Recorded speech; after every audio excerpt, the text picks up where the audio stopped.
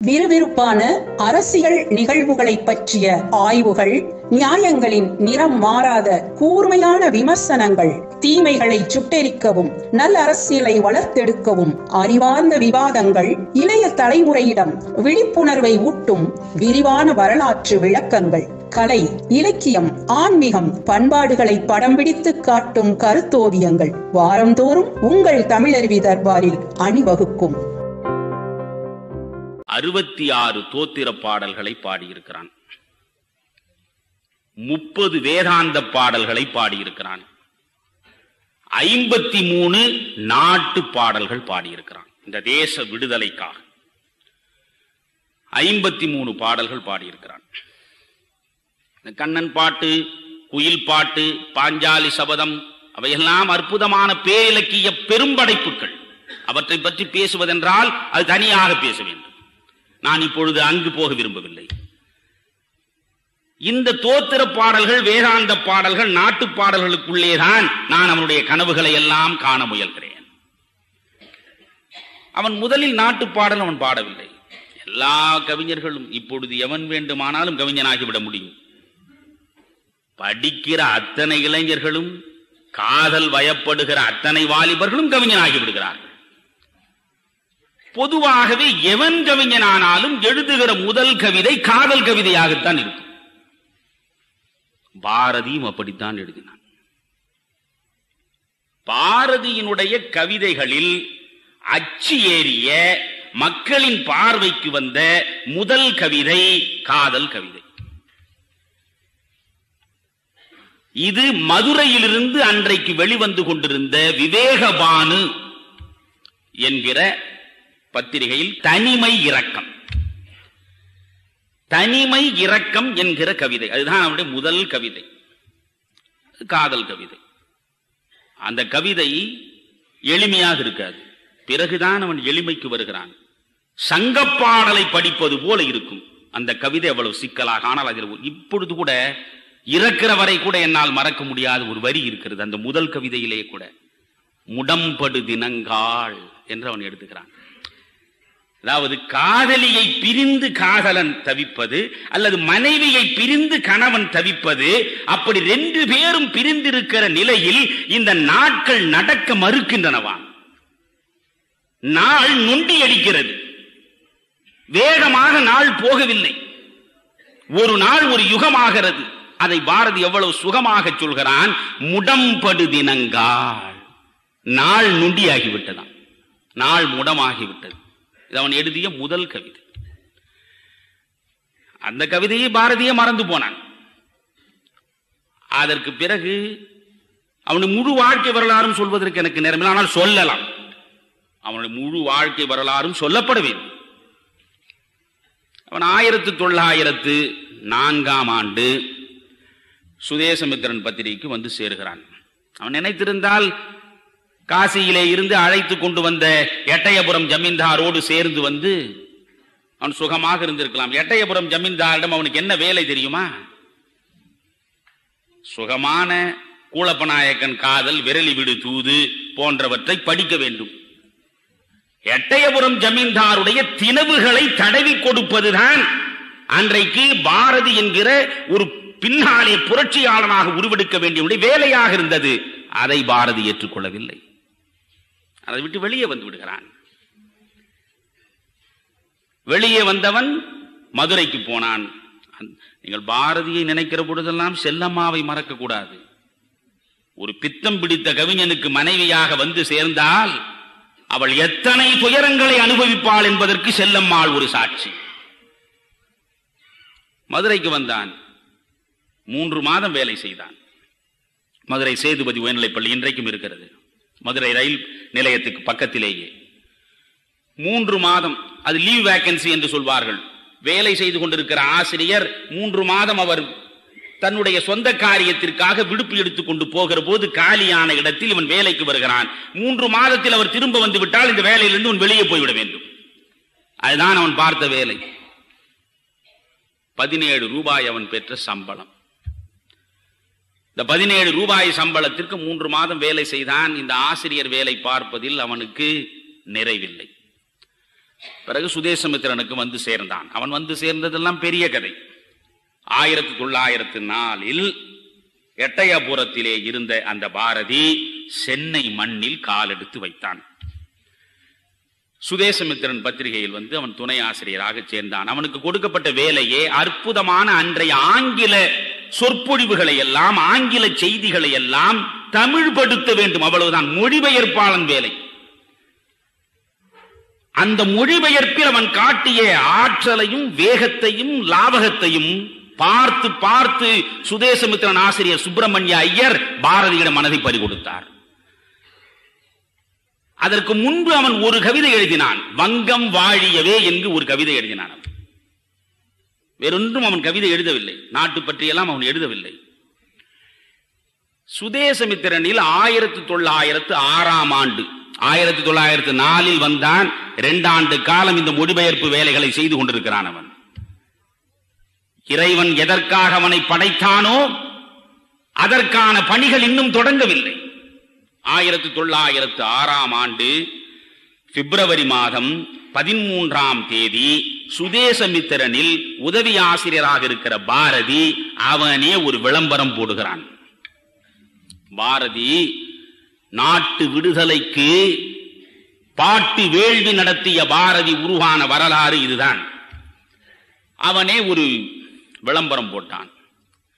நாட்டு விடுதலை உணர்வை ஒவ்வொருவனுக்கும் ஊட்டுகிறார் போல் பாட்டு எழுதி எனக்கு எல்லா புலவர் பெருமக்களும் அனுப்பி வைத்தால் அவற்றையெல்லாம் தொகுத்து ஒரு புத்தகமாக வெளியிடுவதற்கு நான் ஆவலாக இருக்கிறேன். இந்த விளம்பரத்தை கண்ட தமிழ் புலவர் பெருமக்கள் அத்துணை பேரும் உடனடியாக எனக்கு நாட்டு விடுதலைக்கான பாட்டுக்களை எழுதி அனுப்புங்கள் என்றான். தமிழ் கூறும் நல்லுலகில் புலவனுக்கா பஞ்சம், கவிஞனுக்கா பஞ்சம்? ஆனால் ஒரு புலவனும் ஒரு பாட்டும் பாரதிக்கு எழுதி அனுப்பவில்லை. ஏன் தெரியுமா? விளம்பரத்தின் வாசகம் இத்தோடு முடியவில்லை. அடுத்து பாரதியார் ஒரு நிபந்தனை வைத்தான். இந்த காவியங்களில் இருக்கிறார் போல் நீங்கள் நாட்டுப்பாட்டு எழுதி அனுப்பு என்று சொன்னால் நாட்டுப்படலம், நகரப்படலம், ஆற்றுப்படலம் என்றெல்லாம் எழுதலாகாது. வெள்ளைக்காரனை இங்கிருந்து ஓட்டும் படலமாக உன் பாட்டு படலம் இருக்க வேண்டும். எழுதுவானா? வெள்ளைக்காரனை ஓட்டுவதற்காக பாட்டு வேள்வி நடத்துவதற்கு பாரதி போல் அவனுங்களுக்கு என்ன பைத்தியமா? குடும்பம் என்னாவது, மனைவி என்னாவது, மக்கள் என்னாவது, வாழ்வு என்னாவது? வறுமைதானே வாழ்வு, சிறைதானே வீடு. அஞ்சிய தமிழ் புலவர் பெருமக்கள் ஒருவன் கூட ஒரு பாட்டும் எழுதவில்லை. அப்பொழுதுதான் பாரதி பார்த்தான், எவனும் எழுதவில்லை, சரி நானே எழுதுகிறேன். பாரதி 53 பாடல்கள் இன்றைக்கு நம்மிடையே இருக்கின்ற நாட்டு பாடல். அந்த பாரதி தீவிரவாதி, அவன் திலகருடைய சிஷ்யன். நீங்கள் ஒன்று புரிந்து கொள்ளுங்கள், இந்த தமிழ்நாடு, நான் அன்றைக்கு இருந்த தமிழ்நாடையும் யோசிக்கிறேன், இன்றைக்கு இருக்கிற தமிழ்நாட்டையும் யோசிக்கிறேன். வீரம் செறிந்த விளை நிலைமையா இந்த தமிழ்நாடு? மறவர்கள் அன்றைக்கு இருந்தார்கள், இன்றைக்கு மரம் போல் மனிதர்கள் மாறிவிட்டார்கள். நான் வருத்தத்தோடு சொல்கிறேன், சிந்திப்பதற்காக சொல்கிறேன். நாட்டு விடுதலை வேள்வி நடந்த பொழுது திலகருடைய தலைமையை ஏற்றுக்கொண்டவர்கள் இங்கே 3 பேர். வ.உ. சிதம்பரம் பிள்ளை, சுப்பிரமணிய பாரதி, சுப்பிரமணிய சிவம். 3 பேருமே தீவிரவாதிகள். அன்றைக்கு இருந்த காங்கிரஸ், இந்திய தேசிய காங்கிரஸ், அது வெள்ளைக்காரனுக்கு எதிராக பெரிய துவந்த யுத்தம் ஒன்றும் நடத்தவில்லை. ஆண்டிற்கு ஒரு முறை டிசம்பர் மாதம் மாநாடு கூடும், ஒரு மனிதரை தலைவராக உருவாக்கி வைக்கும். உடனே வெள்ளைக்காரனுடைய முதுகுக்கு இசைவாக சொரிந்து கொடுக்கிறார் போல தீர்மானங்களை போடும். கொஞ்சம் எங்களுக்கு கல்வி நிலையங்களில் இவ்வளவு இடம் கொடுங்கள், இராணுவத்தில் கொஞ்சம் இவ்வளவு இடம் கொடுங்கள், அரசு துறையில் இவ்வளவு வேலை வாய்ப்பு தாருங்கள், கொஞ்சம் எங்கள் பக்கம் கடைக்கண் பார்வையை காட்டுங்கள் என்பது போல் மண்டியிட்டு தண்டனிட்டு பணிந்து குனிந்து இந்த வெள்ளை ஏகாதிபத்தியத்திடம் மனு போடுகிற அமைப்பாகத்தான் காங்கிரஸ் இருந்தது. அதற்கு பிறகு திலகர் தலைமை வந்து சேர்ந்தது. திலகர் சொன்னார், freedom is our birth right என்றார். நன்றாக யோசிக்க வேண்டும். Freedom is our birth right, சுயராஜ்யம் எமது பிறப்புரிமை. உரிமை என்பது வேறு, சலுகை என்பது வேறு. திலகருக்கு முன்னால் காங்கிரஸ் வெள்ளை அரசிடம் கேட்டுக் கொண்டிருந்தது சலுகை. திலகர் கேட்பது உரிமை. உரிமைக்கும் சலுகைக்கும் என்ன வித்தியாசம்? தமிழில் உரிமை சலுகை என்று வார்த்தைகள் இருப்பதை போல் ஆங்கிலத்திலும் ரைட் பிரிவிலேஜ் என்று இருக்கிறது. ரைட் என்றால் உரிமை, பிரிவிலேஜ் என்றால் சலுகை. உரிமை என்பது எது? நான் பிறக்கிற போதே என்னோடு சேர்ந்து பிறப்பது எதுவோ அது உரிமை. சலுகை என்பது எது? எது என்னிடம் இல்லையோ அதை அடுத்தவனிடம் யாசித்து பெறுவதற்கு பெயர்தான் சலுகை. இல்லாத ஒன்றை அடுத்தவனிடம் யாசித்து பெறுவது சலுகை. நான் பிறக்கிற போதே என் உயிரோடும் உடலோடும் உணர்வோடும் சேர்ந்து பிறப்பது உரிமை. சுதந்திரம் என்பது நான் பிறக்கிற போது நான் சுதந்திர மனிதனாக பிறந்தேன். சுதந்திரம் என் பிறப்பு உரிமை. நீ யாரடா கொடுக்க, நான் யாரடா வாங்க என்று சொன்னவன் திலகர்.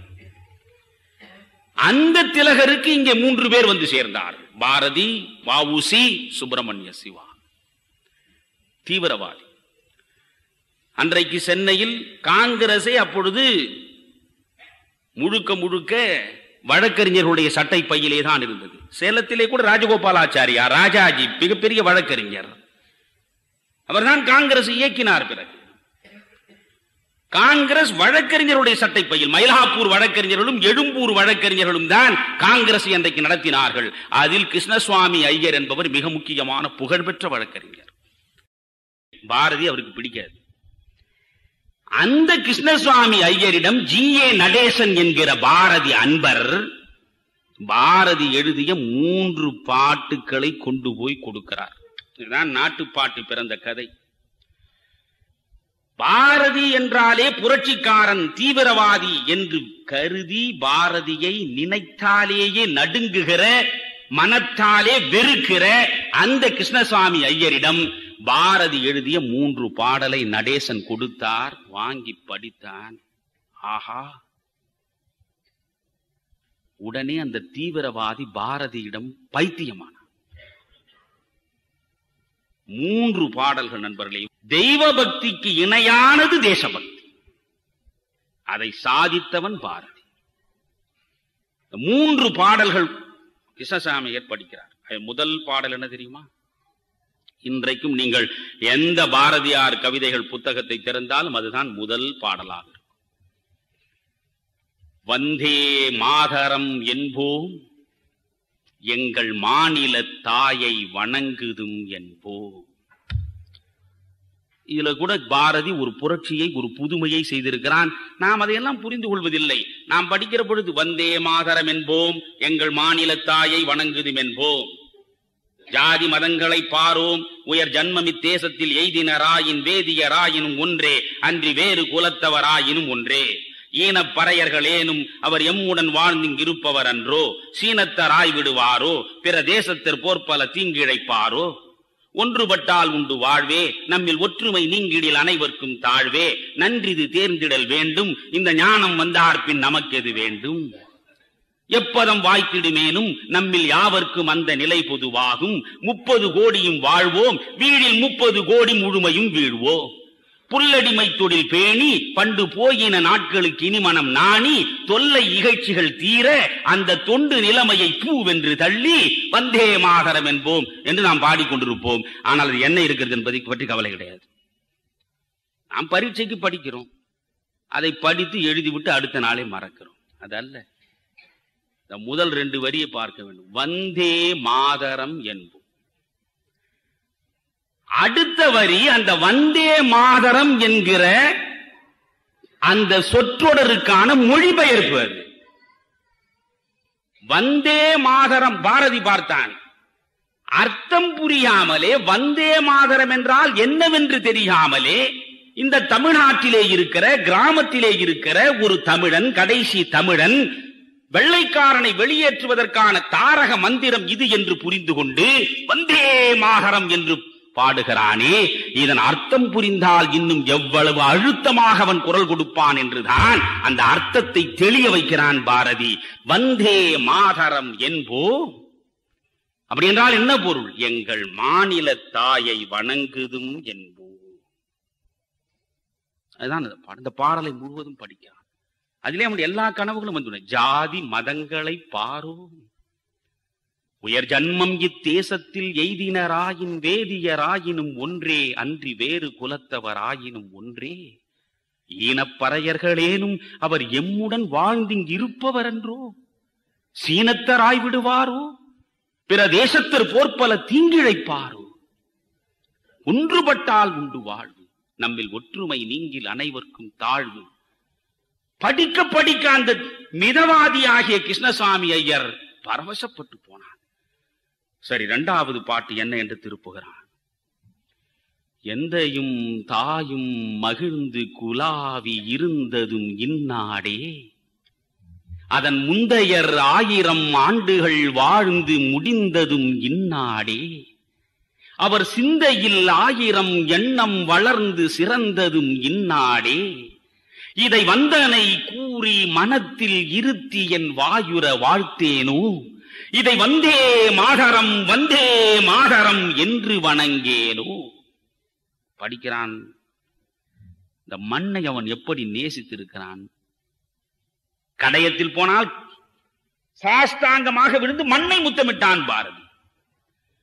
கடையத்திலிருந்து எட்டயபுரத்திற்கு வந்தால் சாஷ்டாங்கமாக விழுந்து எட்டயபுரத்து மண்ணை முத்தமிட்டான் பாரதி. இந்த மண்ணை வெறும் மண்ணாக அவன் நினைக்கவில்லை.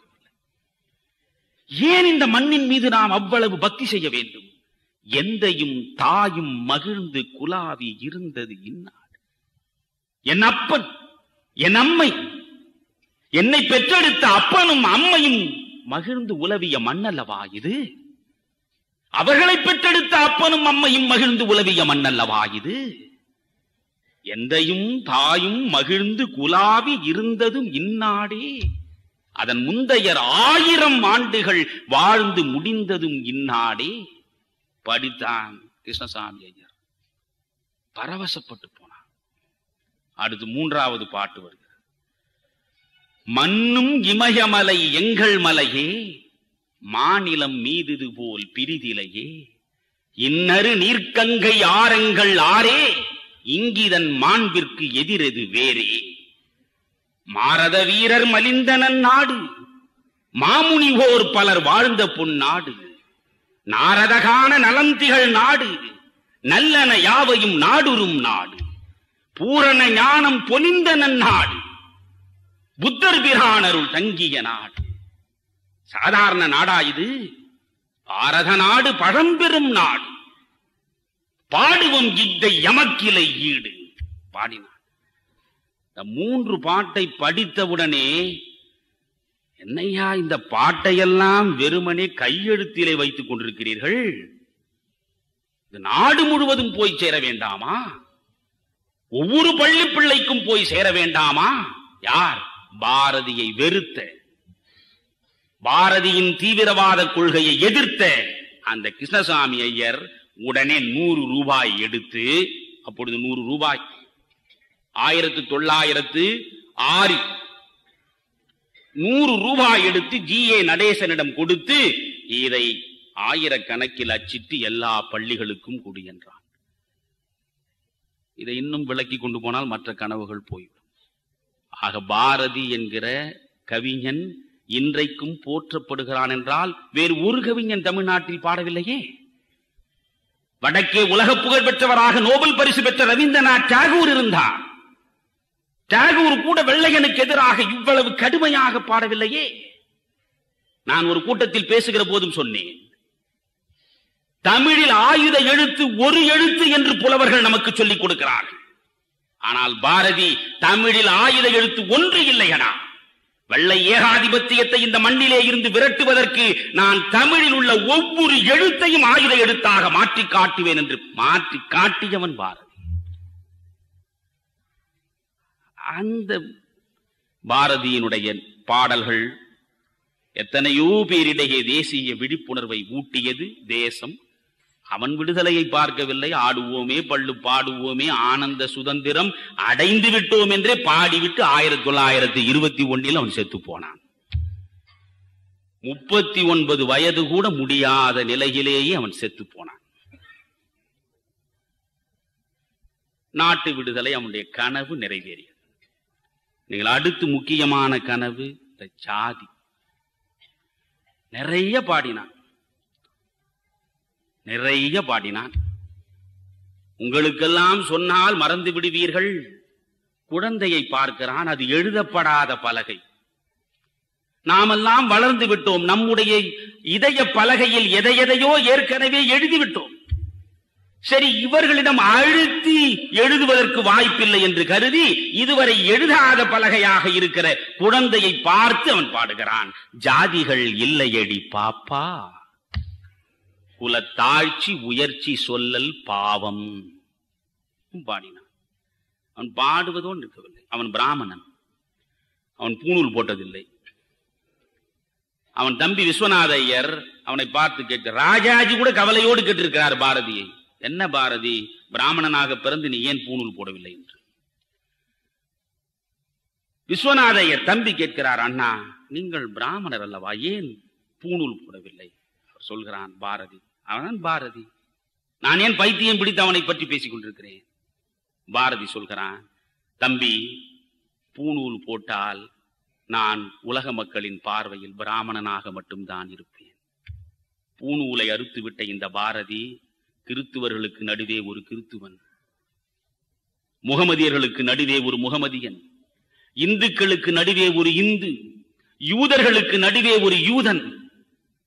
மானுட சமுதாயம் இருக்கிறதே, இந்த மக்கள் தான் என்னுடைய சமுதாயம், அன்புதான் என்னுடைய மதம். இது விஸ்வநாத ஐயர் அப்படியே பதிவு செய்திருக்கிறார். மக்கள் தான் என் சமுதாயம், அன்புதான் என்னுடைய மதம் என்றார். இல்லை என்றால் கனகலிங்கம் என்ற அரிகனனை அழைத்து வேக வேள்வியோடு காயத்ரி மந்திரத்தோடு அவனுக்கு பூணூல் போட்டான் பாரதி. அரிகனனை அழைத்து வீட்டில் வைத்துக் கொண்டு, செல்லம்மாளுக்கு இவையெல்லாம் கொஞ்சம் கூட பொறுக்காது, வைதீக சிந்தனைகளோட வளர்ந்த பெண்மணி அவள். ஆனால் இப்படி ஒரு பைத்தியக்காரனுக்கு வாழ்க்கைப்பட்டு விட்டோமே. வவ்வாலுக்கு வாழ்க்கைப்பட்டால் தொங்கித்தான் தீர வேண்டும், பேய்க்கு வாழ்க்கைப்பட்டால் ஆடித்தான் தீர வேண்டும் என்பது போல செல்லம்மாள் பாரதி உள்ளுக்குள்ளே அவளுக்கு 1000 வலி இருந்தாலும் கூட அதற்கெல்லாம் அவள் பணிவிடை செய்தால் வீட்டிற்குள்ளேயே அவன் வேள்வி நடத்தினான். வாவேஸ்வரரை வரவழைத்தான், உட்கார வைத்தான். அத்தனை பேர் உட்கார வைத்துக் கொண்டு காயத்ரி மந்திரம் சொல்லி பூணூல் போட்டான் கனகலிங்கம். தாழ்த்தப்பட்ட குலத்தில் பிறந்தவன் அந்த பூணூலை ஏற்கிற போது உடல் நடுங்குகிறது. உன்னை பாரதி சொல்கிறான், எவனாவது யார் போட்டது பூணூல் என்று கேட்டால் பாரதி போட்டான் என்று சொன்னான். போட்டது மட்டுமல்ல, நீங்கள் ஒன்று புரிந்து கொள்ளுங்கள், வாவேசு ஐயரும் பாண்டிச்சேரியில் தான் இருக்கிறார், அரவிந்தர் பாண்டிச்சேரியில் இருக்கிறார், பாரதி பாண்டிச்சேரி. இவர்களுக்கெல்லாம் முதலில் பாண்டிச்சேரிக்கு போனவன் பாரதி. 1908 இருந்து 1918 வரை 10 ஆண்டு காலம் அங்கே இருந்தானவன். சில நாட்களில் வாவேசு ஐயர் பாரதி வீட்டுக்கு வருவார், பேசிக் கொண்டிருப்பார். வாவேசு ஐயரை பற்றி உங்களுக்கு தெரிந்திருக்கும், வீர விளக்கு. வாவேசு ஐயர் பாரதி வீட்டிலே வந்து பேசிக் கொண்டிருப்பார். சில நேரங்களில் பாரதி வாவேசு ஐயர் வீட்டிற்கு போவார். சில நேரங்களில் 2 பேரும் சேர்ந்து அரவிந்தர் இருக்கிற இடத்திலே போய் பேசிக் கொண்டிருப்பார். ஒரு நாள் பாரதி வாவேசு ஐயர் வீட்டுக்கு வருகிறான். இவெல்லாம் நடந்த வரலாறுகள். வாவேசு ஐயர் வீட்டுக்கு வருகிறான். நான் வருகிற போது 4 பிராமணர்கள் சாப்பிட்டு முடித்த பிறகு வாவேசு ஐயர் வீட்டிலே உட்கார்ந்து கொண்டு, நேற்று நாம் ஒரு ஞான தேடலை நடத்தினோம் அல்லவா, ஒரு தத்துவ விசாரம், தத்துவ ஆராய்ச்சி செய்து கொண்டிருந்தோமே, அதுபோல் அவர்கள் ஒரு தத்துவ ஆராய்ச்சி செய்து கொண்டிருந்தார்கள். ஒரு பிராமணர் இன்னொரு பிராமணரை பார்த்து கேட்கிறார், ஓய், இந்த வேதங்களை எல்லாம் நான் படித்தேன், ஸ்மிருதியை படித்தேன், சுருதியை படித்தேன், கீதையை படித்தேன், எல்லாவற்றையும் படித்தேன், ஆனால் ஒரு விஷயம் மட்டும் எனக்கு விளங்கவில்லையே. உன்னை அடுத்த மனிதர் சொன்னார், என்ன ஓய் உங்களுக்கு விளங்கவில்லை? சொன்னான், 5 பிரிவுகள் என்று சொல்கிறோமே, இந்த வேதங்கள் என்று சொல்லப்படுகிற இந்த 5 பிரிவுகளில் இந்த 5வது பிரிவு பற்றித்தான் எனக்கு ஒரு பெரிய சந்தேகம். என்ன போய் உங்களுக்கு சந்தேகம்? ஒன்றுமில்லை. வேதம் சொல்கிறது, பிராமணன் பிரம்மனுடைய தலையிலிருந்து பிறந்தான், சத்திரியன் பிரம்மனுடைய தோளிலிருந்து பிறந்தான். அதனால்தான் அவன் முதல் ஸ்டேஜ், முதல் நிலை பிராமணனுக்கு தலையில் பிறந்தவன். அடுத்த நிலை தோளில் பிறந்தவன் சத்திரியன், 2வது நிலை. அடுத்து தொடையில் பிறந்தவன் வைசியன், 3வது நிலை. பாதங்களில் பிறந்தவன் சூத்திரன், 4வது நிலை. இந்த பஞ்சமன் இருக்கிறானே 5வதாக, அவன் எங்கே பிறந்தான் என்று வேதம் சொல்லவில்லையே. உங்களுக்கு தெரியுமா என்று கேட்டான். இப்படி இவன் கேட்டுக் கொண்டிருக்கிற பொழுது பாரதி உள்ளே வந்தான். என்ன கேட்டீர்கள் என்றான். ஒன்றுமில்லை, பிரம்மனுடைய தலையில் பிராமணன் பிறந்தான், தோள்களில் சத்திரியன் பிறந்தான், தொடையில் வைசியன் பிறந்தான், பாதத்தில் சூத்திரன் பிறந்தான். இந்த 5வதாக பஞ்சமன் இருக்கிறானே, அவன் எங்கு பிறந்தான்? அவன் அவனுடைய அப்பனுக்கு பிறந்தான். அதுதான் பாரதி. அதுதான் நண்பர்களே பாரதி. சொல்லுக்கும் செயலுக்கும் வித்தியாசமே இல்லாமல் வாழ்ந்தார். நம்மில் பல பேர் உள்ளம் முழுவதும் அழுகி கிடப்பார், ஆனால் ஊருக்கு உபதேசம் செய்வார்கள். ஆனால் அவன் அப்படி அல்ல. சொன்னான், சொன்னபடி வாழ்ந்தான், வாழ்ந்ததை சொன்னான், சொன்னபடி வாழ்ந்தான். அதனால்தான் அப்துல் ரஹ்மான் சொன்னான், உன் வாழ்க்கை உன் கவிதையை விட அழகான கவிதை என்று. எனவே அவன் ஜாதிகளுக்கு எதிராக துவந்த யுத்தம் நடத்தினான். ஆனால் இன்றைக்கு ஜாதி இந்த மண்ணை விட்டு ஒழிந்ததா, ஜாதி வேற்றுமை ஒழிந்ததா? முடிவுக்கு நீங்கள் வாருங்கள், நான் அதை பற்றி போகவில்லை. மதம், இந்த மதம் பற்றி எடுத்துக்கொண்டால் அவன் அளவுக்கு வேதங்களை, உபனிஷதங்களை, அவற்றின் ரகசியங்களை தெளிவாக புரிந்து கொண்டு சொன்னவன் எவனும் இல்லை. நீங்கள் பாரதியை படித்தால் கொஞ்சம் குழம்பி போவீர்கள். ஒரு இடத்தில் அவன் கண்ணனை பாடுகிறான், கண்ணன் பாட்டு பாடுகிறான். அதற்கு முன்னால் தன்னை காதலியாகவும் கடவுளை காதலனாகவும் வைத்துத்தான் பாடுவார்கள். ஆனால் கடவுளையே தன் காதலியாக மாற்றி அதிலேயும் புரட்சி செய்தவன் பாரதி. கண்ணனை கண்ணம்மாவாக்கி கண்ணம்மாவை தன் காதலியாக்கி பாடியவன், குழந்தையாக்கினான். இதை விட நீங்கள் இன்னும் அதிசயம் பார்த்தால் அவனுடைய தொண்டனாக்கினான். கண்ணன் என் சேவகன். எனவே கண்ணனை சேவகனாக்கி, கண்ணனை குழந்தையாக்கி, கண்ணனை காதலியாக்கி, கண்ணா கண்ணா என்று ஒரு பக்கம் உருகினான். சிவனை பாடினான், முருகனை பாடினான், எல்லாம் பாடினான். ஆனால் ஒன்று புரிந்து கொள்ளுங்கள், பல பேர் கேட்டார்கள், இது இன்று வரையில் சரியாக வந்து சேராத பதில்களில் ஒன்று. பாரதி இருந்த பொழுது மீனாட்சி அம்மன் கோயில் அன்றைக்கும் உலக புகழ் பெற்ற கோயில் தானே. அந்த கோவிலை பற்றி ஒரு வரி அவன் பாடவில்லை. காஞ்சி காமாட்சி அம்மன் கோயில் பாரதி இருந்த போதும் இருந்த கோவில் தானே. அந்த கோவிலை பற்றி ஒரு வரி பாடவில்லை. பராசக்தியை பாடுவதற்கு வருகிற பாரதி கவிதையை அவன் சொல்கிறான், நான் கவிதை எழுதவில்லை என்கிறான். செய்யப்படும் கவிதை அனைத்தும் பராசக்தியாலே செய்யப்படும். நானா எழுதுகிறேன், பராசக்தி எழுதுகிறாள் என்றான். அவ்வளவு பராசக்தி பைத்தியமாக இருந்தவன் மீனாட்சியை பாடவில்லை, மதுரை மீனாட்சி கோயிலை. காஞ்சி காமாட்சியை பாடவில்லை, காசி விசாலாட்சியை பாடவில்லை. யாரை பாடுகிறான்? பாண்டிச்சேரியில் அரிசனங்களுக்காக மட்டுமே இருந்த, கூரை மட்டுமே வேய்ந்து கிடந்த முத்துமாரியம்மனை தான் பாடுகிறான். ஏன் தெரியுமா? பாரதி இருந்த காலத்தில் காமாட்சி கோயிலிலும் மீனாட்சி கோயிலிலும் இந்த தாழ்த்தப்பட்டவன் உள்ளே நுழைவதற்கு அனுமதி கிடையாது. தாழ்த்தப்பட்டவன் உள்ளே வருவதற்கு அனுமதி மறுக்கிற அந்த கோவிலை நான் ஒதுக்கி வைக்கிறேன் என்று நினைத்தவன் பாரதி. அதுதான் அன்பு, ஆன்மீகம் பற்றி பேசிக் கொண்டிருக்கும். எல்லா உயிர் அவனே எழுதுகிறான், எல்லா உயிர்களும். அவன் சொல்கிறான், எழுதுகோள் தெய்வம், என் எழுத்தும் தெய்வம். பார்க்கின்ற உயிர்களெல்லாம் கடவுள் கண்டீர்.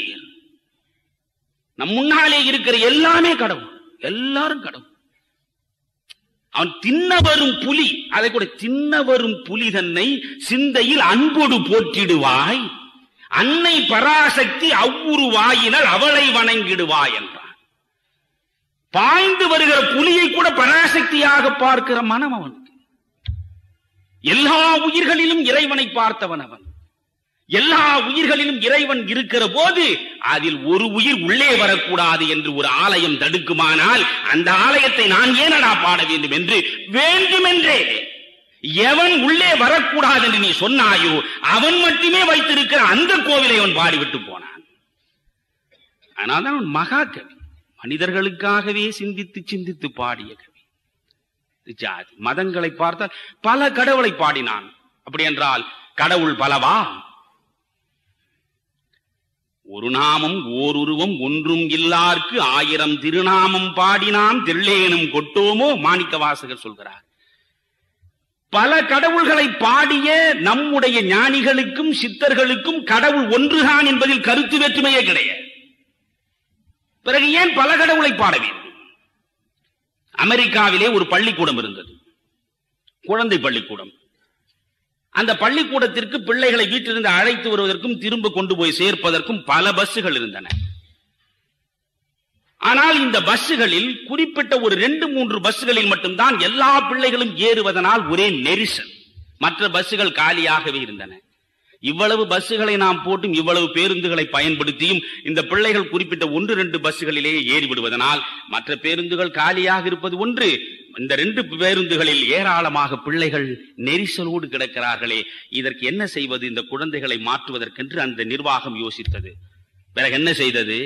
அன்ன வடிவத்தில் ஒரு பஸ், கிளி வடிவத்தில் ஒரு பஸ், சிங்க வடிவத்தில் ஒரு பஸ், மயில் வடிவத்தில் ஒரு பஸ், இப்படி பல்வேறு வடிவங்களில் பேருந்துகளை உருவாக்கி அந்த பள்ளிக்கூடத்தில் நிறுத்துகிற பொழுது மயில் வடிவத்தில் உள்ள பஸ்ஸை பிடித்த பிள்ளைகள் மயில் வடிவ பஸ்ஸிலே போய் உட்கார்ந்து கொண்டன.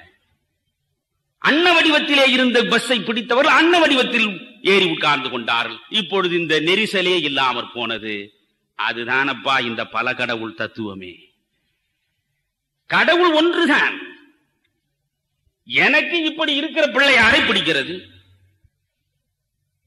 பெருச்சாலையின் மீது உட்கார்ந்து இருக்கிற இது ஏதோ ஒரு வித்தியாசமாக இருக்கிறதே, நாம் கடவுளை இந்த இடத்தில் கொண்டு போய் நிறுத்தி வணங்குவோம். நாம் நிறுத்தி வணங்குகிறோம். நீங்கள் அதை நன்றாக புரிந்து கொள்ள வேண்டும். கண்ணதாசன் பாட்டுக்கே மறுபடி பெரிய பெரிய விஷயத்தை கண்ணதாசன் சின்ன சின்ன சினிமா பாட்டில் சொல்லி இருக்கிறான். கண்ணிலே அன்பிருந்தால் கல்லிலே தெய்வம் வரும். வேற எவன் சொல்ல முடியும்? இது கல்தான். இந்த கல்லில் உனக்கு தெய்வம் எப்படி வந்தது? உன் கண்ணில் அன்பிருப்பதன்.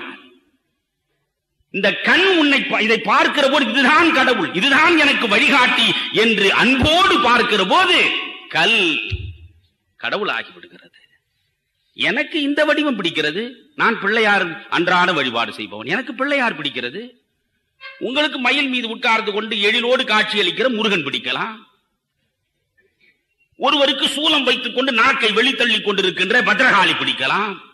ஏனென்றால் தீமையை அழிக்கக்கூடிய வடிவம் இது. இந்த நாட்டில் தீமை அழிய வேண்டும் என்று கருதுகிற போது நான் தீமையை அழிப்பதற்கு ஆயுதத்தோடு இருக்கிற அந்த நிலையில் நான் கடவுளை பார்க்கிறேன். ஆனால் கடவுள் ஒன்றுதான்.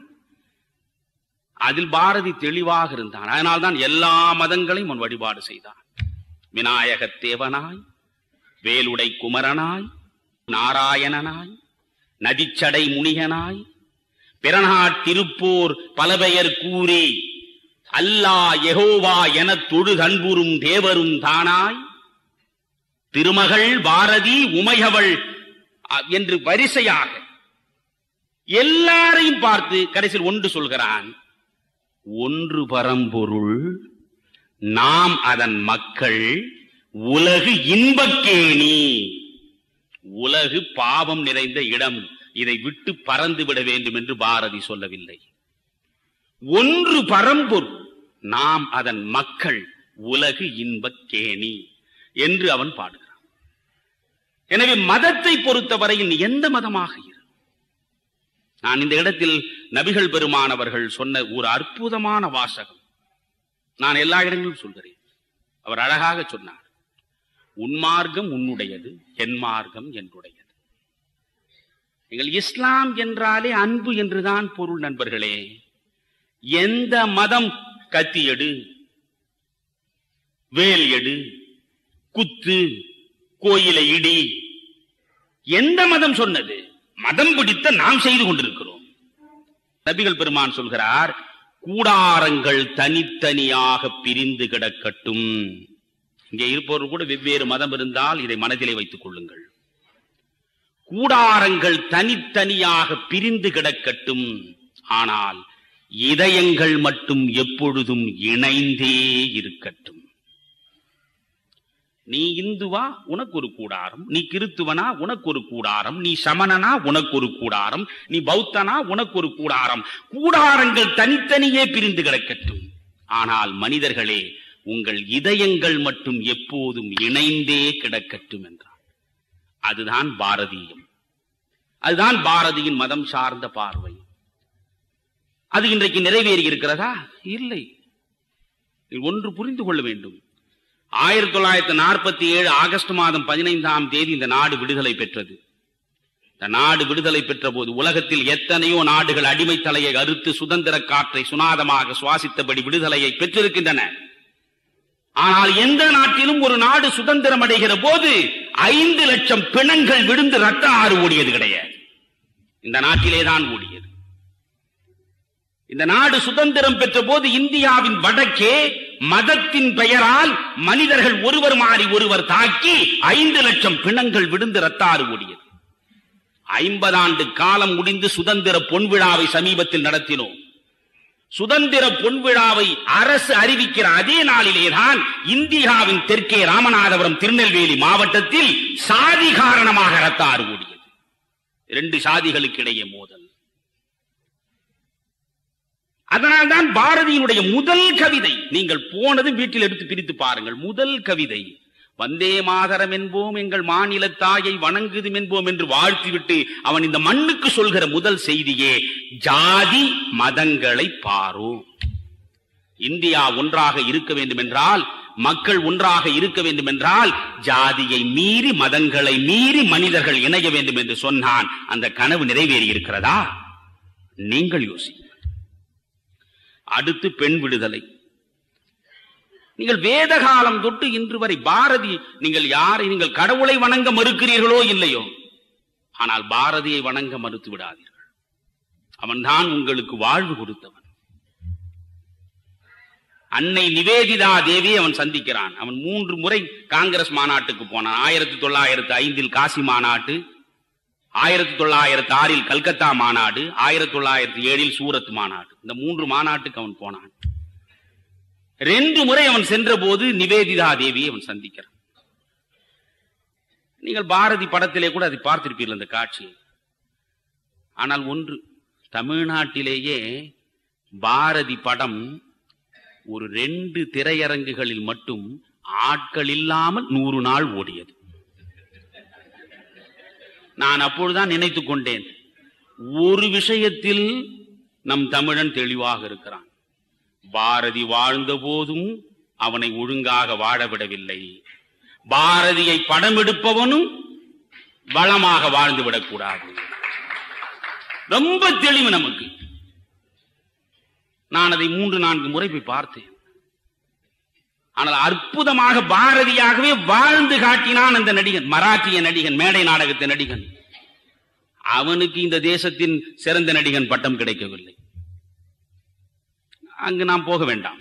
ஆனால் நான் என்ன சொல்ல வருகிறேன், நீங்கள் மிக தெளிவாக புரிந்து கொள்ள வேண்டியது, இந்த அன்னை நிவேதிதா தேவியை போய் இவன் பார்க்கிறான். பார்ப்பதற்கு முன்பு பாரதிக்கும் கொஞ்சம் பழமை சிந்தனை இருந்திருக்கிறது. அன்னை நிவேதிதா தேவி, அன்னை நிவேதிதா தேவி யார்? அந்த அன்னையினுடைய உண்மையான பெயர் Margaret Elizabeth Nobel. Margaret Elizabeth Nobel என்கிற ஐரிஷ் பெண்மணி, அயர்லாந்து பெண்மணி. அயர்லாந்தில், இங்கிலாந்துக்கு பக்கத்திலே இருக்கிற அயர்லாந்தில் பிறந்த அந்த பெண்மணி விவேகானந்தரிடம் மனதை பறிகொடுத்து, விவேகானந்தரின் முதல் பெண் சீடர், ராமகிருஷ்ண மடத்தின் முதல் பெண் சீடர் அவர்தான். முதல் பெண் துறவி. இந்திய மண் விடுதலை பெறுவதற்காக அவர் முயன்றார். நீங்கள் ஒன்று புரிந்து கொள்ள வேண்டும். பாரதி சென்னைக்கு வந்த பிறகு தன் நண்பர்களிடம் வியந்து சொல்லி இருக்கிறான், நிவேதிதா தேவியை நான் சந்தித்தேன். நிவேதிதா தேவி சொன்னார், நீங்கள் எல்லாம் கோழைகள், அடிமைப்பட்டு கிடக்கிற இந்த மண்ணை விடுவிக்க வேண்டும் என்கிற வெறி உங்களுக்கு வர வேண்டாமா என்று சொல்லிக்கொண்டே தன் மேலங்கியை திறந்து காட்டி, நீங்கள் எங்களை குண்டு போட்டு அல்லது துப்பாக்கி வைத்து துளைத்து வெளியேற்ற வேண்டும் என்று சொன்னார். ஒரு அடிமை நாடு விடுதலை பெற வேண்டும் என்று இங்கே இருப்பவனுக்கு இல்லாத உணர்வு ஒரு ஐரிஷ் பெண்மணிக்கு இருந்திருக்கிறது. அந்த மார்கரெட் எலிசபெத் நோபல் என்கிற அந்த பெண்ணுக்கு விவேகானந்தர் தான் நிவேதிதா என்று பெயர் வைத்தார். ஏன் தெரியுமா? இந்திய நாட்டின் மேன்மைக்காக சமர்ப்பிக்கப்பட்ட நிவேதன பொருள் அந்த பெண்மணி. அதுதான் அன்னை நிவேதிதா. அந்த பெண்மணியை பார்த்தார். பாரதியார் பேசிக் கொண்டிருந்தார். நீங்கள் எங்கிருந்து வருகிறீர்கள் என்றார். நான் சென்னையிலிருந்து வருகிறேன், மாநாட்டிற்கு வந்தேன். சரி, உங்களுக்கு திருமணம் ஆகிவிட்டதா? ஆகிவிட்டது. ஏன் உங்கள் மனைவியை அழைத்துக் கொண்டு வரவில்லை? உடனே பாரதியார் சொல்கிறார், புதுமை பெண்ணை பின்னாலே பாடிய பாரதி சொல்கிறார், நாங்கள் வெகு தூரம் பயணம் செய்கிற பொழுது பெண்களை உடன் அழைத்துக் கொண்டு வருகிற பழக்கம் இல்லை. அத்தோடாவது பாரதி நிறுத்தி இருக்கலாம். அது சொன்னார், நான் வந்திருப்பது காங்கிரஸ் மாநாட்டுக்கு, அவள் வந்து என்ன செய்ய போகிறாள் என்றார். அப்பொழுது பாரதிக்கும் பெண்ணும் பற்றி என்ன பார்வை இருந்திருக்கிறது என்று நமக்கு தெரிகிறது. உடனே அன்னை நிவேதிதா தேவி பாரதியாரை பார்த்து சொன்னார், மகனே, அதை அப்படியே உள்வாங்கிக் கொண்டான் பாரதி. சாகிற வரை இதை சத்தியமாக வேள்வி நடத்தினான். அன்னை நிவேதிதா தேவி அருளுரை வழங்குகிறார். மகனே, மதம், சாதி, பிறப்பு காரணமாக வேதங்களை பார்க்காதே. முதல் அறிவுரை பாரதிக்கு அன்னை வழங்கியது. மதம் காரணமாக, சாதி காரணமாக, பிறப்பு காரணமாக, செல்வ குடும்பத்தில் பிறந்தானா, வறிய குடும்பத்தில் பிறந்தானா, மதம் காரணமாக பெண்ணை காமத்துடன் பார்க்காதே. மூன்றாவது, பெண்ணை இருட்டில் வைத்துவிட்டு ஆண் மட்டும் வெளிச்சத்தில் ஒருபோதும் வாழ முடியாது. பெண்ணை இருட்டில் வைத்துவிட்டு ஆண் மட்டும் வெளிச்சத்தில் ஒருபோதும் வாழ முடியாது, மனதிலே வைத்துக் கொண்டான். அப்படியே ஏற்றுக்கொண்டான். அந்த சாதிக்கு எதிராக, மதத்திற்கு எதிராக, உயர்வு தாழ்வுக்கு எதிராக, பெண்ணடிமைத்தனத்துக்கு எதிராக, மண்ணடிமைத்தனத்துக்கு எதிராக தன் வாழ்நாள் முழுவதும் வாழ்வது என்று முடிவெடுத்தான், நடத்தினான். இந்த பெண்ணை எப்படியெல்லாம் இதற்கு முன்பு பெண்ணை அப்படி பாடினான். மாய பிசாசு, மரளி விட்ட தூது. மரளி என்றால் யமன். இவர்களெல்லாம் யமனுடைய ஒற்றர்கள். மாய பிசாசுகள், மரளிவிட்ட தூதுகள், இப்படித்தானே பாடினான். இது இன்றல்ல, தொல்காப்பியம் காலத்திலிருந்து பாருங்கள். நீங்கள் தொல்காப்பியனுடைய சூத்திரங்களை பாருங்கள், என்ன சொல்கிறான் தொல்காப்பியம். ஆணுக்கு என்ன இலக்கணம், பெண்ணுக்கு என்ன இலக்கணம் என்று கேட்டால் ரொம்ப அழகாக சொல்கிறார். அறிவும் ஆற்றலும் யாருக்கு? ஆணுக்கு. அச்சமும் நாணமும் யாருக்கு? பெண்ணுக்கு. அறிவும் ஆற்றலும் ஆணுக்குரியவை, அச்சமும் நாணமும் பெண்ணுக்குரியவை என்று அன்று தொடங்கி இன்று வரை அழுத்தமாக முத்திரை போட்டு வைத்தான். நீங்கள் இதிகாசங்களையே பாருங்களேன், பெண்களுக்கு நியாயம் கிடைத்ததா? நான் கேட்கிறேன், காந்தாரி என்ன செய்தாள் மகாபாரதத்தில்? நான் அடிப்படையே தகர்க்கிறேன் என்று அன்பு கூர்ந்து கருதாதீர்கள். பாரதியின் கோபத்தை உங்கள் முன்னாலே வைக்கிறேன். திருதராஷ்டிரனுக்கு கண் தெரியாது, குருடு. திருதராஷ்டிரன் அரசனார் காலில் அமர்ந்து ஆள்பவன்.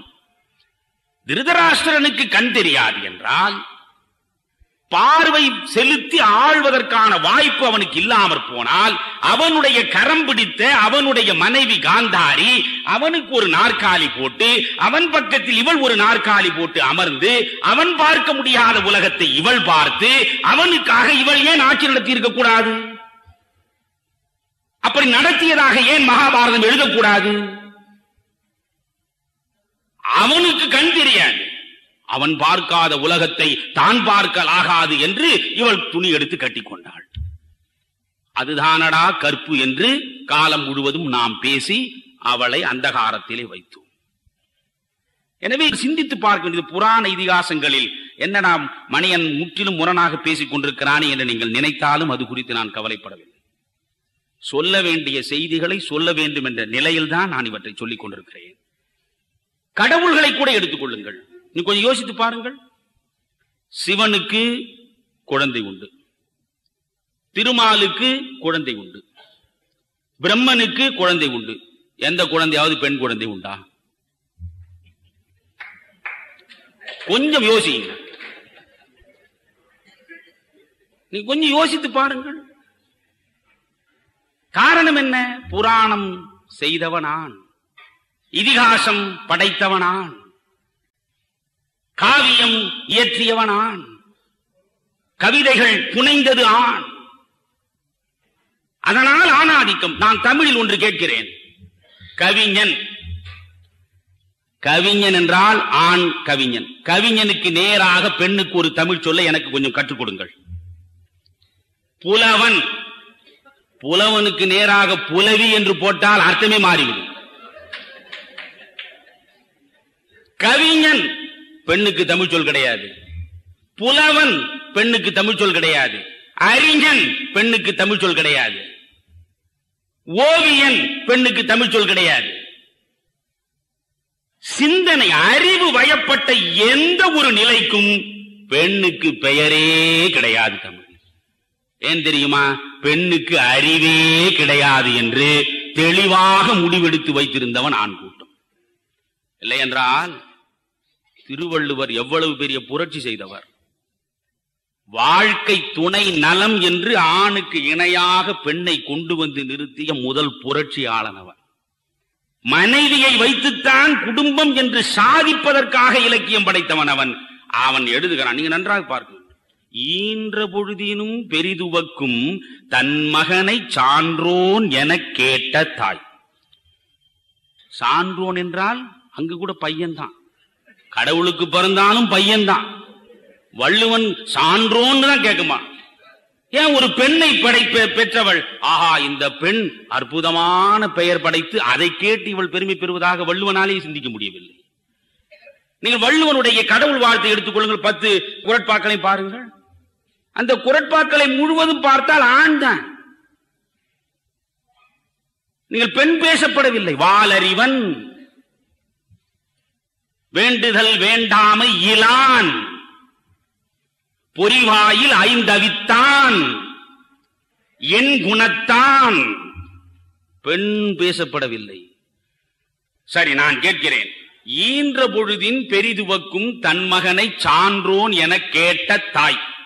அதற்கு பரிமேலழகர் மாதிரி அறிவை நாம் பெறுவதற்கு 1000 ஆண்டுகள் தவம் இருக்க வேண்டும். அது வேறு. வள்ளுவனுடைய குரலுக்கு அற்புதமான விளக்கத்தை கொடுத்தவன் பரிமேலழகன். பரிமேலழகனை கைகூப்பி நான் தொழுகிறேன். ஆனால் அந்த பரிமேலழகன் மீது எனக்கு கடுமையான கோபமும் இருக்கிறது. ஈன்ற பொழுதின் பெரிதுவக்கும் தன் மகனை சான்றோன் என கேட்ட தாய்.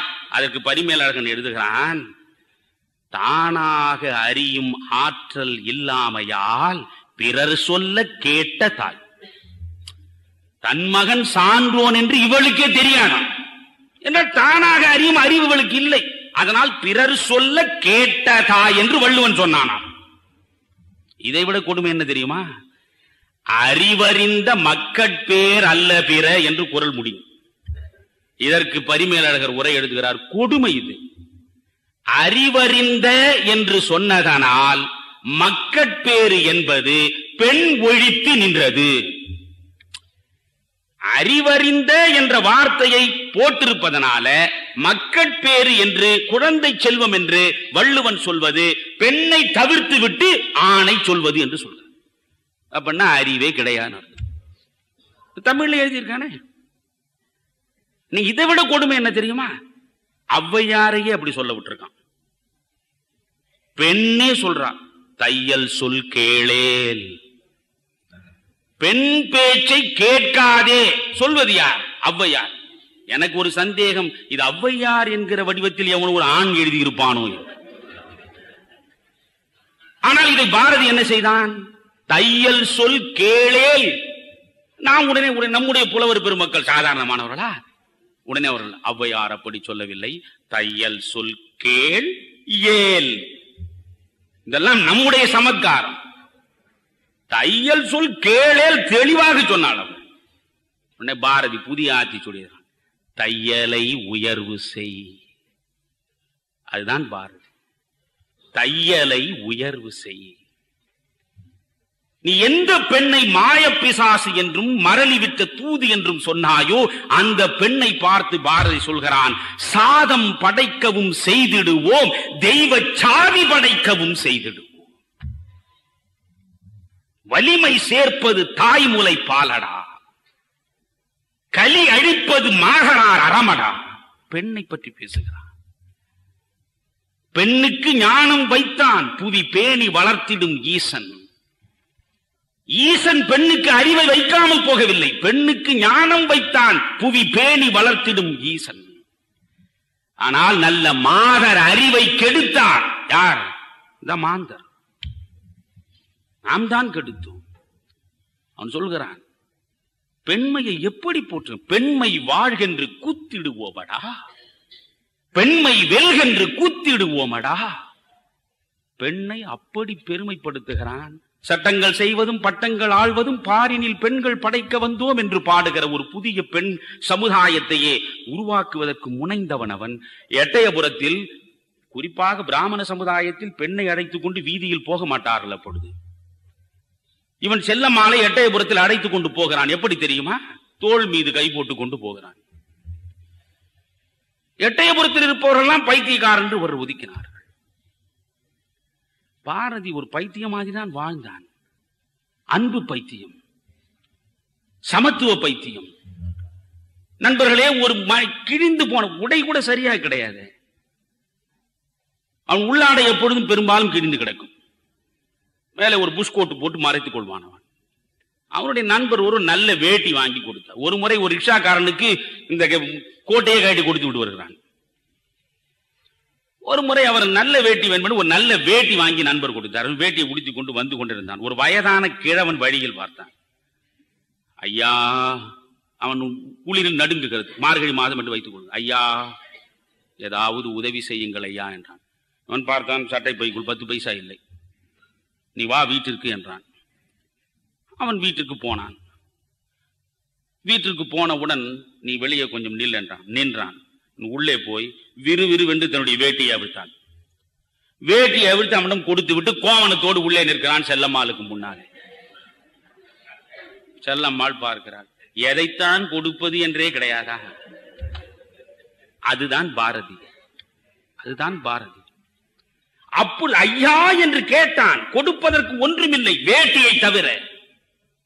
ஆனால் இல்லை என்று சொல்வதற்கு அவனுக்கு மனதில்லை. ஆனால் நான் கவிதை எழுதினானே, இல்லை என்ற சொல்லை இல்லையாக வைப்பேன். செல்லம்மாளுக்கு அவன் கட்டளையிட்டு இருக்கிறான். அரிசி இல்லை என்று சொல்லக்கூடாது. அரிசி இல்லை, இல்லாதது இல்லை என்று சொல்லக்கூடாது. எவ்வளவு சித்திரவதை என்று பாருங்கள். அரிசி இல்லை என்று சொல், ஏனென்றால் இல்லை என்ற சொல்லை இல்லையாக வைப்பேன் என்று நான் எழுதி கொண்டிருக்கிறேன். நீ என்ன இல்லை என்று பேசுகிறாயா? பிறகு நான் அரிசி இல்லாதது எப்படித்தான் சொல்வது? என்று சொல். என்று இவெல்லாம் மணியன் கற்பனையில் சொல்வதில்லை. ரா பத்மநாபன் தேடி தேடி இவை அனைத்தையும் பாரதி புதையல் என்று கொண்டு வந்து கொட்டி இருக்கிறார். நாம் படிப்பதில்லை. அரிசிக்கு முதல் எழுத்து ஆ, இல்லைக்கு முதல் எழுத்து இ. என்று சொல், நான் புரிந்து கொள்கிறேன். அரிசி இல்லை என்று சொல்லாதே. அது போன்று வாழ்ந்த மனிதன் அந்த பெண்ணை உயரத்தில் தூக்கி வைக்க நினைத்தான். பெண்ணுக்காகவே எழுதினான். பெண்ணுக்காக அவன் எழுதினான். அவன் எனவே பெண் விடுதலைக்கு அவன் எப்படி எழுதினான் என்று படித்து பாருங்கள். இன்றைக்கும் பெண்ணுக்கு முழு விடுதலை கிடையாது. பெண் தான் வேலைக்கு போகிறாளே, உண்மைதான். பெண்ணுடைய மாத வருமானம் ஆண் சட்டை பைக்கு தானே வந்து சேர்கிறது. பெண் வேலைக்கு போகிறாள், ஆண் வேலைக்கு போகிறான். பெண்ணும் வேலைக்கு சென்று களைத்து 5 மணிக்கு இல்லம் திரும்புகிறாள். ஆணும் வேலைக்கு சென்று களைத்து 5 மணிக்கு இல்லம் திரும்புகிறார். இல்லம் திரும்பிய ஆண் ஈசி சேரில் சாய்ந்து கொள்கிறார். சாய்ந்து கொண்டவுடன் என்ன சொல்கிறார்? பார்வதி, உடனே போய் ஒரு நல்ல காஃபி போட்டு கொண்டு வா என்கிறார். பார்வதி உன்னை போல்தானே வெளியே போய் உழைத்து களைத்து உள்ளே வந்திருக்கிறாள்.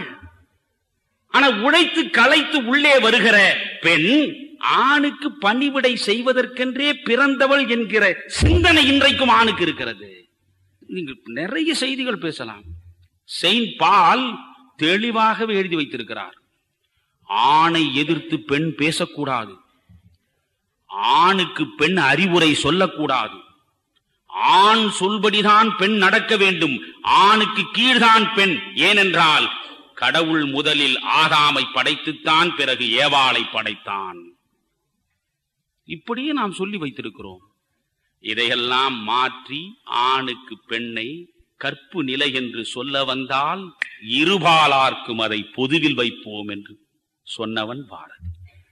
அந்த பெண் விடுதலை இன்றைக்கு முற்றாக நடந்திருக்கிறதா? நாம் ஆண்கள் சொல்லலாம் 33% கொடுத்திருக்கிறோம் ஐயா. உள்ளாட்சி தேர்தலை பாருங்கள், 33%. உண்மைதான்.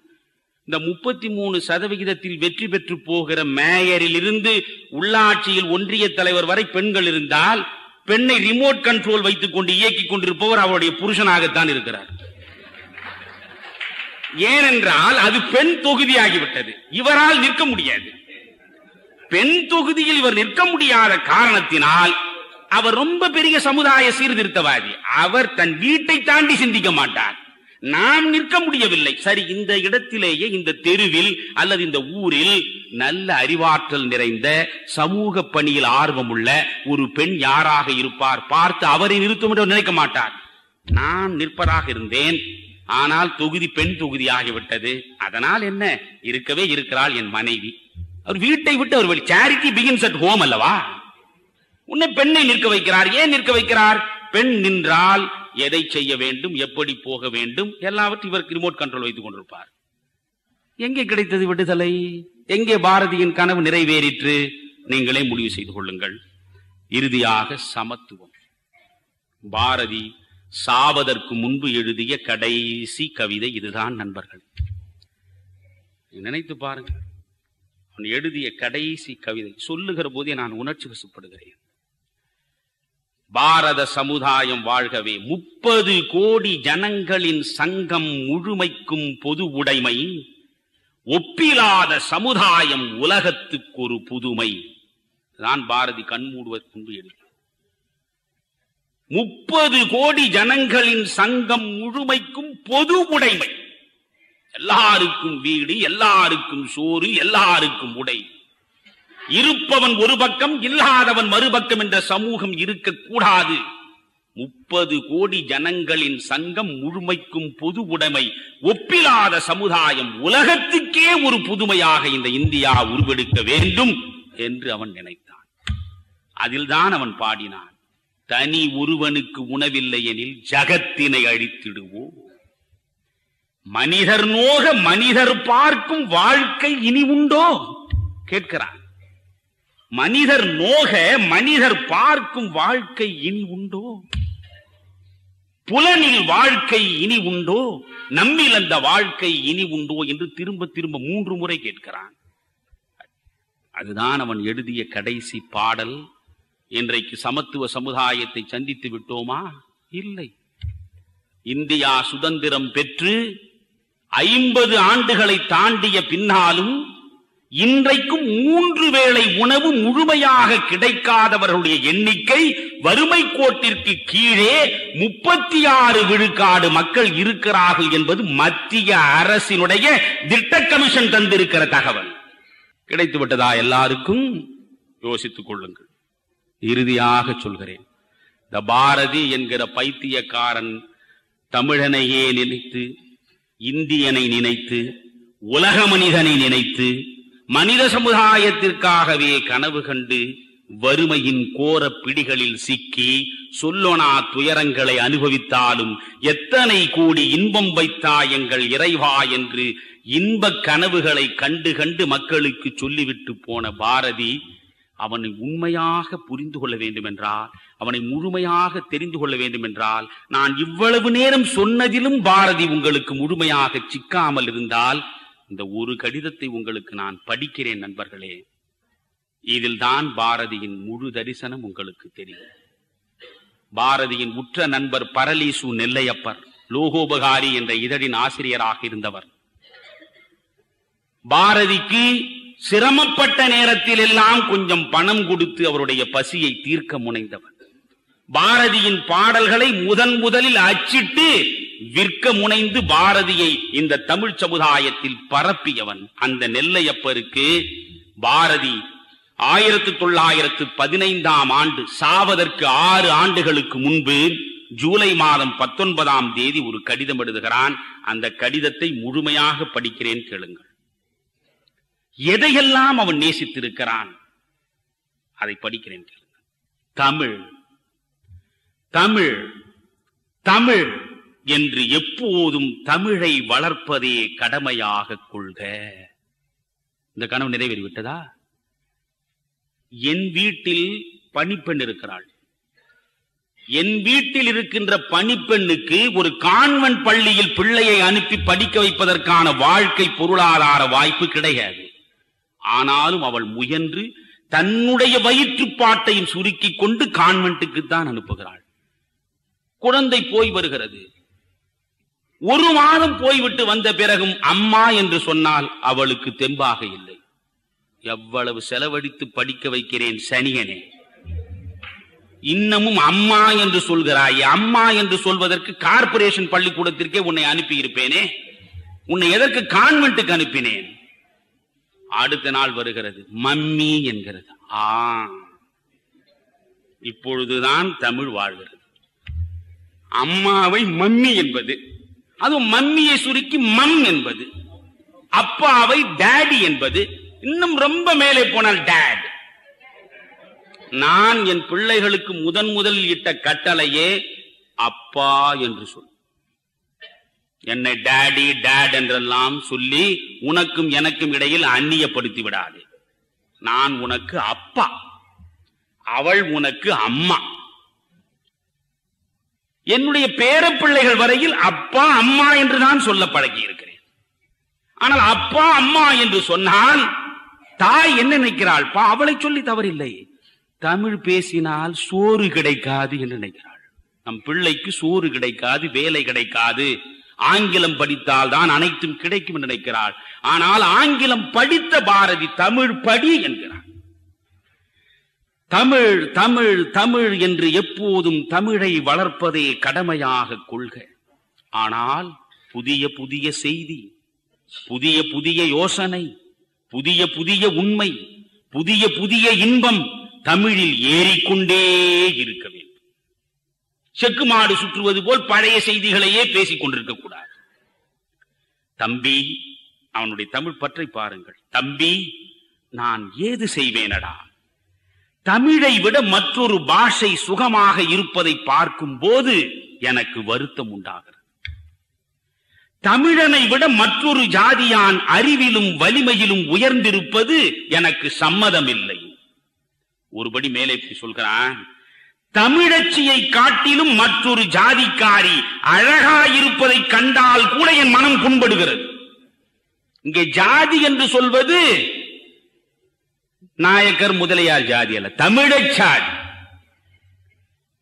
எனவே அவன் சொல்கிறான், தமிழச்சியை காட்டிலும் மற்றொரு ஜாதிக்காரி அழகாயிருப்பதை கண்டால் என் மனம் புண்படுகிறது. தம்பி, தமிழ்நாடு வாழ்க என்று எழுது.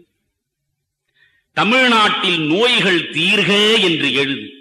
இவன் வீட்டுக்கு சோறு கிடையாது.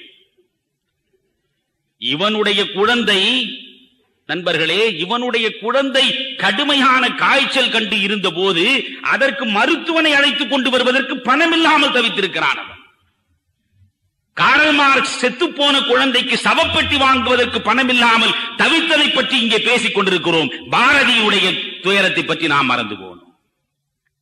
பாரதி பேசுகிறான், அதை பற்றி அவன் கவலைப்பட்டான். வீடு குறித்து தமிழ்நாட்டில் நோய்கள் தீர்க என்று எழுது. தமிழ்நாட்டில் வீதிதோறும் தமிழ் பள்ளிக்கூடங்கள் மலிக என்று எழுது. எந்தெந்த கனவு நிறைவேறி இருக்கிறது நீங்கள் முடிவு செய்து கொள்ளுங்கள். அந்த தமிழ் பள்ளிக்கூடங்களிலே நவீன கலைகள் எல்லாம் பயிற்சி பெற்று வளர்க என்று எழுது. அடுத்து, தமிழ்நாட்டில் ஒரே ஜாதிதான் உண்டு, அதன் பெயர் தமிழ் ஜாதி. இதெல்லாம் ஒரு கடிதம் எழுதியிருக்கிறான். ஒரு நண்பனுக்கு, நெல்லையப்பருக்கு எழுதுகிற கடிதத்தில் இவ்வளவு செய்தி. தமிழ்நாட்டில் ஒரே ஜாதிதான் உண்டு, அதன் பெயர் தமிழ் ஜாதி. அது ஆரிய ஜாதி என்ற குடும்பத்திலே தலை குழந்தை என்று எழுது. ஆணும் பெண்ணும் எல்லாவற்றையும் கொண்டு வந்து விட்டான் அந்த கடிதத்தில். ஆணும் பெண்ணும் ஓர் உயிரில் இரண்டு கலைகள் என்று எழுது. ஒன்றில் ஒன்று தாழ்வில்லை என்று எழுது. பெண்ணை தாழ்மை செய்தோன் கண்ணை குத்திக் கொண்டான் என்று எழுது. பெண்ணை அடைத்தவன் கண்ணை அடைத்தவன் என்று எழுது. தொழில்கள் தொழில்கள் தொழில்கள் என்று கூவு.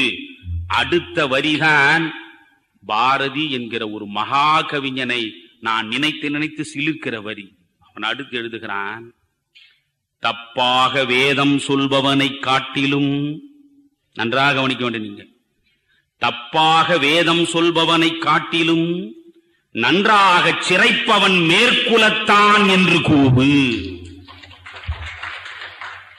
செய்யும் தொழிலே தெய்வம். தப்பாக வேதம் ஓதுபவன் பிராமணனாக இருக்கிறான், ஆனால் ஒழுங்காக சிறைப்பவன் தாழ்குலத்தவன் என்றால் தப்பாக வேதம் ஓதுபவனை விட ஒழுங்காக சிறைப்பவன் தானடா மேற்குலம் என்று கூவு. சொன்னவன் பிராமணன். பார்ப்பானை ஐயர் என்ற காலமும் போச்சே என்று பாடியவன். முன்னாளிலே ஐயரெல்லாம் வேதம் ஓதுவார், 3 மழை பெய்யுமடா மாதம், இந்நாளில் பொய்மை பார்ப்பார், இவர் ஏது செய்தும் காசு பெற பார்ப்பார். பார்ப்பான் பாரதி எழுதியது, சூத்திரன் எழுதியதல்ல. அவன் சொல்கிறான். அடுத்து கடிதம் போகிறது. வியாபாரம் வளர்க, யந்திரங்கள் பெருகுக, முயற்சிகள் ஓங்குக, சங்கீதம், சிற்பம், எந்திர நூல், பூமி நூல், வான நூல், இயற்கை நூலின் 1000 கிளைகள் இவை தமிழ்நாட்டிலே மலிந்திடுக என்று முழங்கு. சக்தி சக்தி சக்தி என்று பாடு. தம்பி நீ வாழ்க. இவ்வளவு சொல்லிவிட்டான். பெண் விடுதலை பேசுகிறான். ஜாதி உயர்வுக்கு எதிராக குரல் கொடுக்கிறான். தமிழ் மொழி வாழ்வதற்காக பாடுகிறான். எல்லாவற்றையும் சொல்லிவிட்டான். சமூகத்தில் எந்திரம் வளரட்டும், கலைகள் வளரட்டும், தொழில் வளரட்டும், தமிழ் பள்ளிக்கூடங்கள் வளரட்டும், தமிழ் வளரட்டும், அறிவு வளரட்டும், தமிழச் சாதிதான் அறிவில் உயர்ந்ததாக இருக்க வேண்டும், தமிழச்சி தான் உலகத்தில் அழகியாக இருக்க வேண்டும் என்றெல்லாம் சொல்லிவிட்டு அவன் என்ன செய்வான் பாவம்? கடைசியில் கடிதத்தை முடிக்கிறான். தம்பி நீ வாழ்க, எங்கேனும் எப்படியேனும் பணம் கண்டுபிடித்து ஒரு நண்பன் பெயரால் நமக்கு அனுப்புக. தம்பி உனக்கேனடா இது கடமை என்று தோன்றவில்லை, நீ வாழ்க. கடிதம் முடிந்து விட்டது. யோசித்து பார்க்கின்ற, எங்கேனும் எப்படியேனும் பணம் கண்டுபிடித்து எனக்கு அனுப்பு என்று கெஞ்சுகிற நிலையிலேதான் கடைசியில் பாரதியை இந்த தமிழ் மண் வாழச் செய்தது. அவன் செத்து போனான். இன்றைக்கு ஒரு ரவுடி செத்து போனால் அவன் சவ ஊர்வலத்தில் 10,000 பேர் போகிறார். பாரதி செத்து போனான். 1921ஆம் ஆண்டு செப்டம்பர் மாதம் 11ஆம் தேதி அவன் செத்து போனான். காலை 8 மணிக்கு அவனுடைய இறுதி யாத்திரை நடந்தது. காக்கை குருவி எங்கள் ஜாதி, நீல் கடலும் மலையும் எங்கள் கூட்டம் என்று சொன்னவன் மனிதர்களை மட்டுமல்ல, காக்கையை குருவியை அனைத்தையும் என்னுடைய இனம் என்று சொல்லி அவற்றினுடைய சுகத்திற்காகவே வாழ்ந்தவன் செத்து போனான். அன்பு செய்ய சொன்னவன். உன் உடலை வருத்தாதீர், உணவு இயற்கை கொடுக்கும், உமக்கு தொழில் இங்கே அன்பு செய்தல் கண்டி, அன்பு செய் என்று சொல்லிக் கொண்டிருந்தவன் செத்தான். இறுதி யாத்திரை நடந்தது. நண்பர்களே, பரளிசு நெல்லையப்பர், குவளை கிருஷ்ணமாச்சாரியார், லட்சுமணன், ஹரிஹர சர்மா 4 பேர் தூக்கி கொண்டு போனார்கள். 12 பேர் பின்னாலே. மொத்தமே 20 பேர் இல்லை.